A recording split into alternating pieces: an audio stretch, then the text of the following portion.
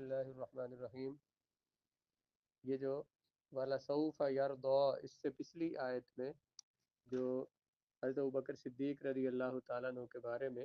اللہ رب العزت نے فرمایا الا ابتغاء وجہ ربہ الاعلی، حضرت ابوبکر صدیق پر کسی کا احسان نہیں تھا جس کا بدلہ وہ دے رہے تھے، مگر وہ اپنے رب کی رضا کے لیے کر رہے تھے جو رب اعلیٰ ہے۔ اس اس پر جو حاشیہ لگا ہے اس کی آخری لائن بالکل کہ حضرت ابو بکر صدیق رضی اللہ تعالیٰ عنہ کو ان کے والد حضرت ابو قحافہ نے کہا کہ بیٹا تم کمزور غلام خریدتے انہیں آزاد کرتے ہو، کوئی طاقتور غلام خریدتے تو وہ تمہاری مدد کرتا، تمہارے مشکل میں تمہارے کام آتا۔ تو آپ نے فرمایا ای آباتی، ای جو ہے نا یہ حرف ندا ہے، جیسے یا حرف ندا ہے، آباتی تھا اصل میں ابی، آپ نے منادہ میں پڑھا ہے کہ یا ابی جو ہے اے میرے باپ، یہ جو یا ہے اس کو تا سے بدلنا جائز ہے، یا آباتی پڑھنا، تو یہ اصل میں تھا یا آباتی۔ میں نے وہاں پہ ای ابت پڑھا ہے، شاید کچھ توجہ نہیں تھی یا دھیان نہیں تھا یا نیند آ گئی، پتہ نہیں کیا ہوا۔ ای آباتی، اے میرے ابا جان، انما ارید ما عند اللہ، میں تو وہ چاہتا ہوں جو اللہ کے پاس ہے، یعنی میں تو ان غلاموں کو اس لیے آزاد کرتا ہوں کہ اللہ کے پاس جو ہے یعنی جو ثواب ہے نیکی ہے میں وہ لینا چاہتا ہوں، اس لیے ان کمزور غلاموں کو آزاد کرتا ہوں۔ آگے دیکھیے تعارف سورہ والضحیٰ، اس سورہ مبارکہ کو طیبہ کا نام، اس سورہ مبارکہ طیبہ کا نام والضحیٰ ہے، جس سے اس سورت کا آغاز فرمایا جا رہا ہے۔ اس میں ایک رکوع، 11 آیتیں، 40 کلمے اور 172 حروف ہیں۔ شان نزول، کتب تفاسیر میں اس کی شان نزول کے بارے میں متعدد بہت سی روایات درج ہیں۔ میرے نزدیک روایت اور درایت کے نقطۂ نظر سے جو قول زیادہ مستند اور قرینِ قیاس ہے وہ علامہ جلال الدین سیوطی رحمۃ اللہ تعالیٰ علیہ نے اپنی تفسیر در منصور میں ذکر کیا ہے۔ پیر صاحب فرماتے ہیں کہ میرے نزدیک اس آیت کے شان نزول کے بارے میں روایت اور درایت دونوں طرح جو قول زیادہ مستند ہے، روایت اور درایت کہتے ہیں، روایت کہتے ہیں یہ جو حدیث کے راویوں پہ بات کی جاتی ہے نا کہ حدیث کے راوی کیسے ہیں، راوی صحیح ہے، متقی ہے، عادل ہے اور قابل اعتماد ہے تو حدیث کا درجہ زیادہ ہوتا ہے، اور اگر درجہ راوی صحیح نہ ہو تو حدیث کا درجہ کم ہو جاتا ہے۔ اس لحاظ سے حدیث پر بحث کی جائے تو اسے کہتے ہیں روایت کے اعتبار سے بحث، اور درایت یہ ہے کہ حدیث کے الفاظ کو دیکھا جائے کہ کیا یہ الفاظ رسول اللہ صلی اللہ علیہ وآلہ وسلم کے ہو سکتے ہیں یا ان کو اور احادیث کے ساتھ، قرآن مجید کے ساتھ جب اس حدیث کا موازنہ کیا جائے تو اگر وہ باقی احادیث کے اور خاص طور پر قرآن پاک کے مطابق ہو تو ہم کہتے ہیں کہ یہ روایت عقل کو سمجھ آتی ہے کہ یہ روایت ایسے ہی ہونی چاہیے، اس کو درایت کہا جاتا ہے۔ یعنی حدیث کے سند جو ہے اس کے بارے میں بحث کرنا اسے کہتے ہیں روایت کے اعتبار سے بحث کرنا، اور حدیث کے متن جو حدیث کے الفاظ ہیں اس اعتبار سے حدیث پر بحث کی جائے اسے کہتے ہیں درایت کے لحاظ سے بحث کرنا۔ اخرج محمد وعبد بن حمید عبد بن حمید والبخاری ومسلم والترمذی والنسائی وابن جریر والطبرانی والبیہقی وابو نعیم معا فی الدلائل عن جندب البجلی۔ اتنے محدثین نے اس حدیث کو روایت کیا ہے حضرت جندب بجلی رضی اللہ تعالیٰ عنہ سے، قال اشتکى النبی صلی اللہ علیہ وآلہ وسلم، رسول اللہ علیہ السلام کو شکایت ہوئی، حضور علیہ السلام کی طبیعت مبارک میں اچھی نہ رہی، یعنی کہ حضور کو کوئی بیماری ہوئی، حضور کی صحت مبارکہ درست نہ رہی، تو فلم یقم لیلتین، نہ کھڑے ہو سکے، نہ اٹھ سکے رسول اللہ علیہ السلام 2 راتیں او ثلاثن یا 3 راتیں۔ فاتتہ امرأۃ، آئی آپ کے پاس ایک عورت، فقالت یا محمد ما ارا شیطانک الا قد ترکک، اے محمد میں نہیں دیکھتی آپ کے شیطان کو مگر یہ کہ اس نے چھوڑ دیا ہے آپ کو۔ اس عورت نے، کافر عورت نے آ کے تانا دیا رسول اللہ کو کہنے لگی کہ میں یہ دیکھتی ہوں کہ آپ کے شیطان نے آپ کو چھوڑ دیا ہے۔ لم نرہ قربک یا قاربک، ہم نہیں دیکھتے اسے کہ وہ آپ کے قریب آیا ہے، لیلتین او ثلاثن، 2 راتیں یا 3 راتیں، یعنی 2 3 راتیں آپ کا شیطان آپ کے قریب نہیں آیا۔ فَأَنزَلَ اللَّهُ وَالضُّحَىٰ وَاللَّيْلِ إِذَا سَجَىٰ، جب اس عورت نے تانا دیا اور کافروں نے یہ تانا دینا شروع کیا، اللہ تبارک و تعالیٰ کی طرف سے وحی نہیں آئی، تو انہوں نے یہ کہا کہ نعوذ باللہ آپ کا شیطان آپ کے پاس نہیں آیا، تو رسالت مآب صلی اللہ علیہ وآلہ وسلم پر اللہ نے یہ صورت نازل فرما کر اپنے محبوب صلی اللہ علیہ وآلہ وسلم کے قلب مبارک کو حوصلہ دیا، حضور علیہ الصلوۃ والسلام کو بشارتیں سنائی کہ حضور کا قلب مبارک مسرور ہو گیا، خوش ہو گیا۔ اس کے مضامین کے بارے میں تو آپ آیات کی تشریح کے ضمن میں تفصیلات ملاحظہ فرمائیں گے، یہاں مختصراً یہ بات ذہن نشین کر لیجئے، ذہن میں بٹھا لیجئے کہ ان آیات میں ان عنایات بے پایاں اور احسانات عظیم کا تذکرہ فرمایا جا رہا ہے۔ عنایات بے پایاں، بے انتہا عنایات، رحمت، کرم نوازیاں، ان کا اور عظیم احسانات کا تذکرہ فرمایا جا رہا ہے جو رحمان و رحیم رب العالمین نے اپنے محبوب ترین بندے اور رؤوف الرحیم رسول پر فرمائی۔ بعد ازاں، اس سے بعد اس رحمت للعالمین کو اپنی مخلوق پر ابر رحمت بن کر برسنے کے جو سلیقے اور آداب سکھائے، ان کا ذکر ہو رہا ہے۔ پہلے اللہ تعالیٰ نے ان احسانات کا ذکر فرمایا جو اپنے محبوب کو عطا فرمائے، اس کے بعد اس رحمت للعالمین کو یعنی حضور علیہ الصلوۃ والسلام کو اپنی امت کے لیے اس طرح رحمت کا بادل بنایا ہے، رحمت کا بادل بن کر برسنے کے جو سلیقے اور آداب سکھائے ہیں، حضور کو جو احکام سنائے ہیں کہ محبوب آپ امت کے ساتھ ایسے ایسے سلوک کریں، تو امت کے جو کے لیے رحمت بن کر ابر رحمت بن کر برسنے کے جو سلیقے اور آداب سکھائے ہیں، امت کے ساتھ کیسے سلوک کرنا یہ سکھایا ہے، اس کا ذکر ہو رہا ہے۔ دینے والے، عطا کرنے والے رب کی شان کریمی کی کوئی حد نہیں، تو لینے والے محبوب کے ظرف اور دامن کی وسعت بھی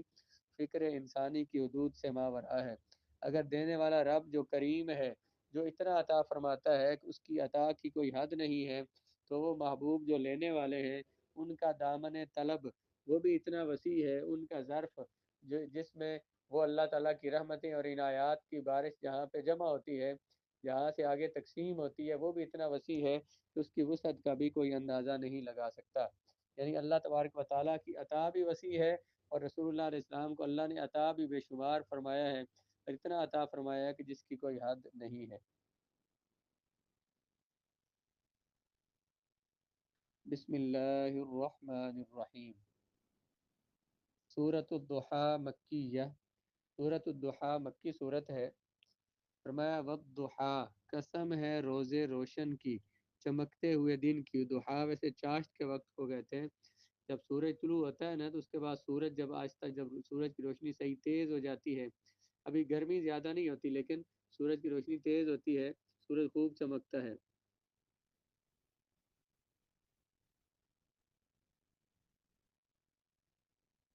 تو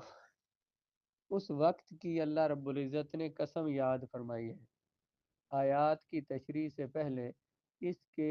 شان نزول، اس صورت کا شان نزول آپ سن لیں، صورت کا مفہوم سمجھنے میں آپ کو آسانی ہو جائے گی۔ شیخین کی روایت تو یہ ہے، شیخین امام بخاری اور مسلم کی روایت تو یہ ہے کہ حضور نبی کریم صلی اللہ تعالی علیہ وآلہ وسلم علالت تبع، طبیعت کی بیماری کے باعث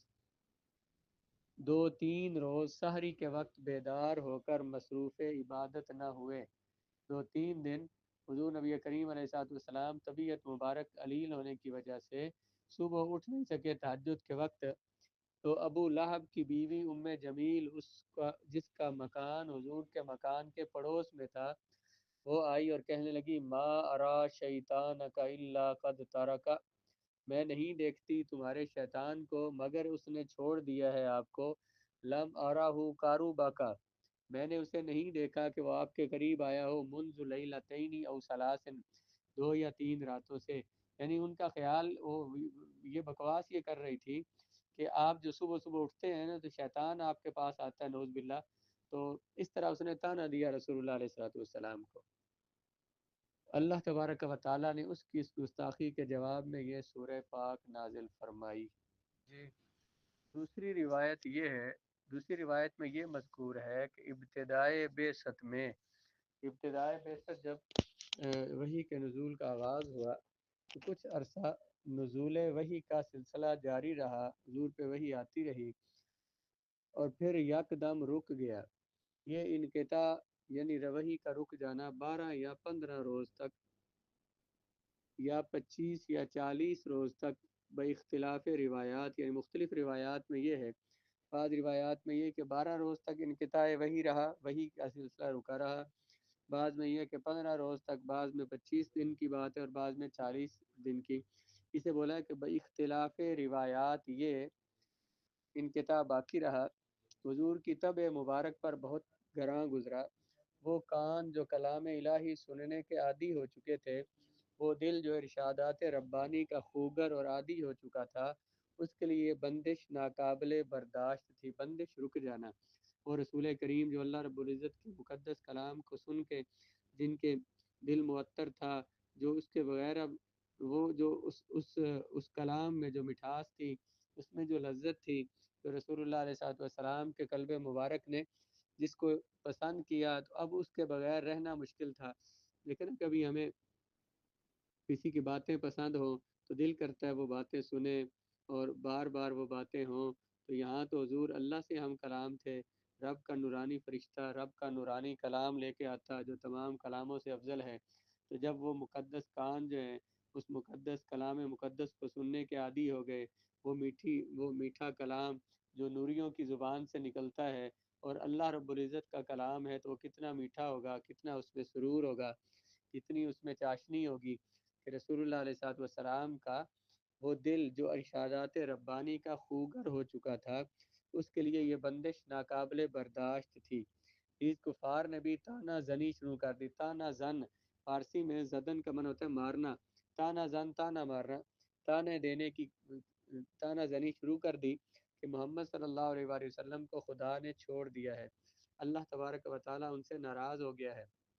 اس لیے وحی کا سلسلہ رک گیا ہے۔ اللہ تعالیٰ نے کفار کی ان خرافات کی تردید قسم اٹھا کے فرمائی ہے اور اپنے محبوب کریم کو تسلی دی ہے کہ آپ پریشان نہ ہوں، جس طرح دن کی روشنی کے بعد رات کی تاریکی میں گونا گوں حکمتیں ہیں، دن کی روشنی کے بعد رات آنے میں بہت سی حکمتیں ہیں، اسی طرح نزول وحی اور پھر اس کے بعد وحی کے رک جانے میں بھی بڑی بڑی حکمتیں مضمر ہیں، چھپی ہوئی ہیں، جو ظاہر نہیں ہیں، ان کو سمجھ نہیں آتی۔ جب سورج پوری آب و تاب سے چاشت کے وقت چمکنے لگتا ہے، اس وقت کو الضحیٰ کہتے ہیں۔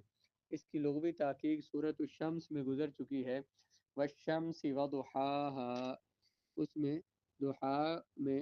یہ بات گزر چکی ہے کہ آفتاب کی روشنی کو کہتے ہیں، اور اس کو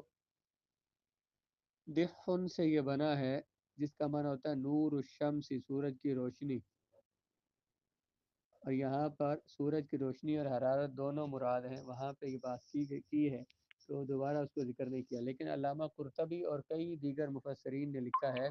الضحیٰ کا لفظ رات کے مقابلے میں ذکر کیا جائے اس وقت اس سے مراد سارا دن ہوتا ہے، جیسے سورہ اعراف میں ہے افامن اہل القری ان یاتیہم باسنا بیاتا وہم نائمون، کیا مطمئن ہو گئے ہیں بستی والے کہ ان پر آ جائے ان کے پاس ہمارا عذاب رات کے وقت اس حال میں کہ وہ سوئے ہوں۔ آوا امین اہل القری یاتیہم باسنا ضحی وہم یلعبون، تو یہاں کیا مطمئن ہو گئے بستی والے کہ آ جائے ان کے پاس ہمارا عذاب دن کے وقت جب وہ کھیل رہے ہوں۔ تو یہاں پچھلی ایک آیت میں رات کا ذکر آیا ہے، اس کے مقابلے میں جب دخان آیا ہے تو اس کا معنی ہوا رات کے مقابلے میں جب یہ ذکر کیا جائے تو اس سے مراد سارا دن ہے، پورا دن مراد ہے اس سے۔ یہاں ضحیٰ سے مراد چاشت کا وقت نہیں بلکہ پورا دن ہے۔ والضحیٰ کے بعد واللیل اذا سجا ہے، اس لیے یہاں بھی یعنی پیچھے ضحیٰ کے بعد اگلی آیت میں کیا آ رہا ہے، لیل، رات آ رہی ہے، تو یہاں پھر اس لیے جب ضحیٰ لفظ لیل کے مقابلے میں آیا ہے تو یہاں پورے دن کی قسم کھائی جا رہی ہے۔ علامہ ابن منظور کی بھی یہی رائے ہے، ای هو النار کلہ، اس سے مراد نہار کلہ پورا دن مراد ہے۔ اللہ تعالیٰ فرماتا ہے محبوب روز روشن کی قسم، واللیل اذا سجا، اور رات کی قسم جب وہ سکون کے ساتھ چھا جائے۔ یہ دو قسمیں ذکر فرما کے تو بات کیا فرمانی تھی؟ فرمایا محبوب ما ودعک ربک وما قلی، نہ آپ کے رب نے آپ کو چھوڑا ہے اور نہ وہ آپ سے ناراض ہوا ہے۔ کافر تانے دیتے تھے نا، تو حضور علیہ السلام کا یہ قلب مبارک حضور کی ہمت بڑھانے کے لیے اللہ رب العزت نے اتنا وہ حسین کلام فرمایا ما ودعک ربک، اللہ تعالیٰ نے آپ کو نہیں چھوڑا اور نہ وہ آپ سے ناراض ہوا ہے۔